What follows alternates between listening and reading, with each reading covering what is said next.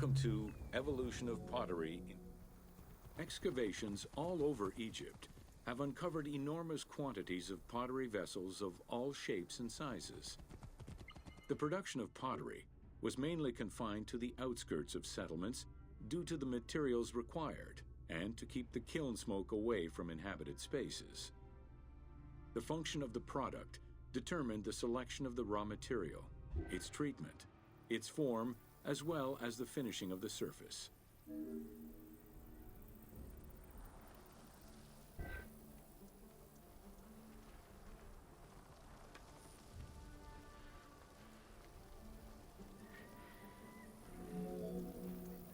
Pottery was essential to ancient Egyptians' daily lives. It was used in all aspects of life, from the storage of grains and liquids to containers within the tombs of necropolises. The most common pottery was made from Nile silt that resulted in a reddish-brown clay. Limestone clay, which made for more attractive pottery, was only found in Upper Egypt. Early pots were made from pinched or coiled clay. Chopped straw, ashes, and other minerals were added, and the mixture was then smoothed and decorated before being put in the oven. Pots were fired in bonfires or enclosed within a brick kiln.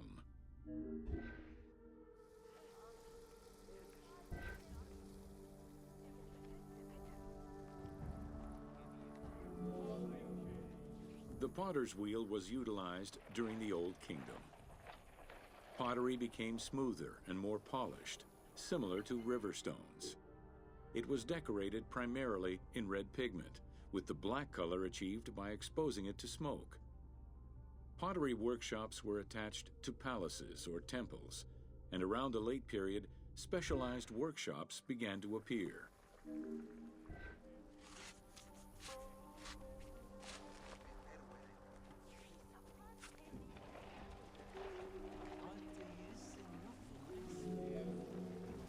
Quartzite particles, which created the rich blue or green glazing, became common during the New Kingdom.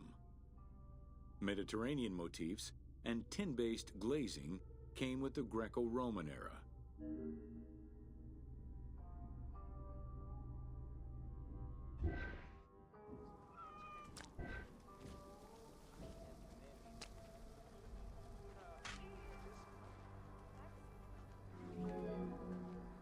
Potsherds could be found anywhere and were the most common canvas for writing or drawing, in comparison to the more expensive papyrus sheets.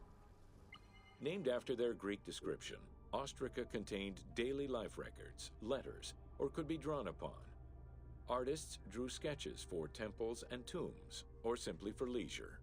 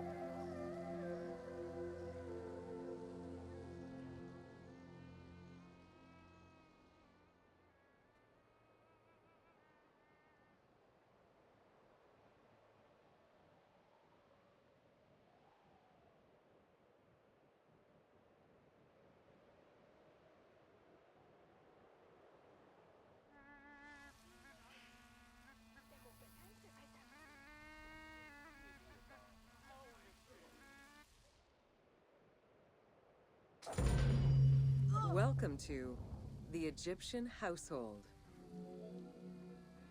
In pre-Greco-Roman culture, women were considered equal to men in many matters. They owned property, testified in court, could divorce and inherit. Until the Greeks and Romans restricted their rights, Egyptian women could take over their deceased husband's trade. Marriage contracts included mentions of allowances and items of value brought to the marriage by the woman, which would forever belong to her.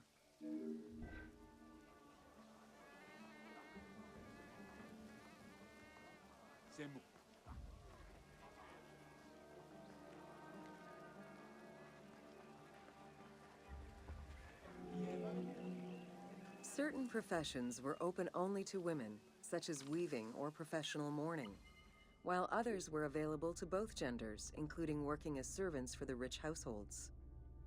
Social status did have an impact, though. The higher in status, the easier it was to obtain education and access different professions.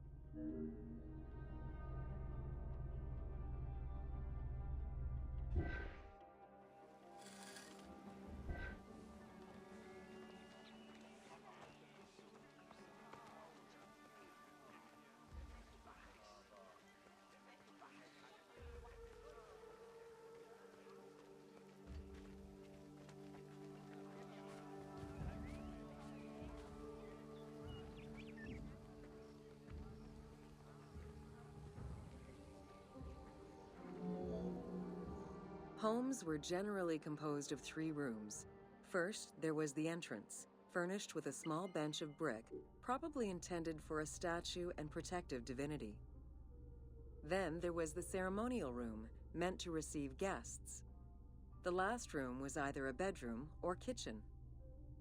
Furniture consisted of basic chairs, chests, and storage. Tables were not used for family dinners. Instead, each individual had a small table of their own.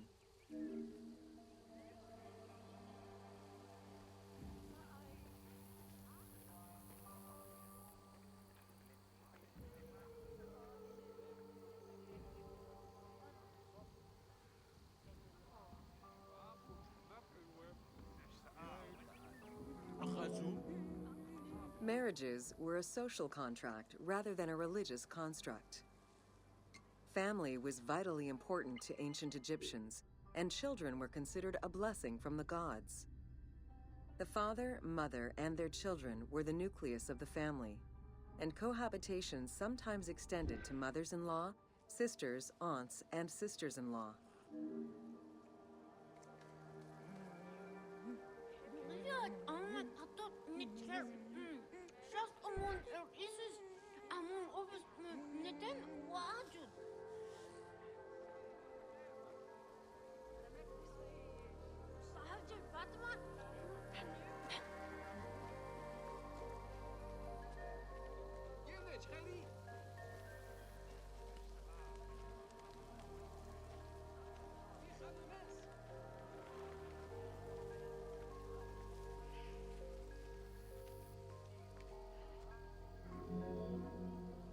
Status and wealth played a large role in the style and size of ancient Egyptian homes.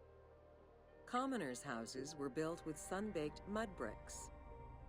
Wealthier homes were often painted in white and decorated with various motifs.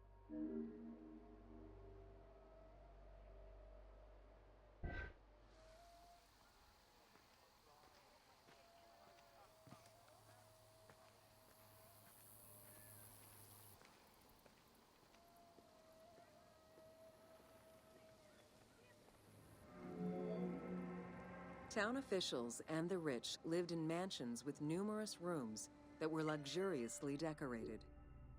Only temples and tombs meant to last for all eternity were built with stone.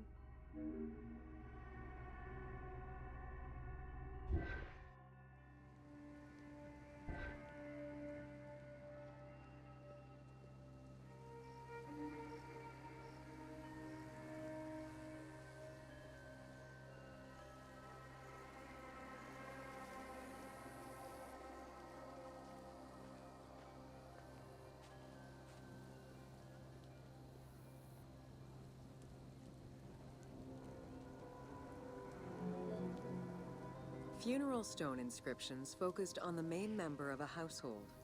Encircling this person would then be a spouse, parents, and children, possibly even siblings. These stones were so structured because there were no surnames in ancient Egyptian culture. Parents and children were a sort of family tree, which allowed for the identification of the deceased.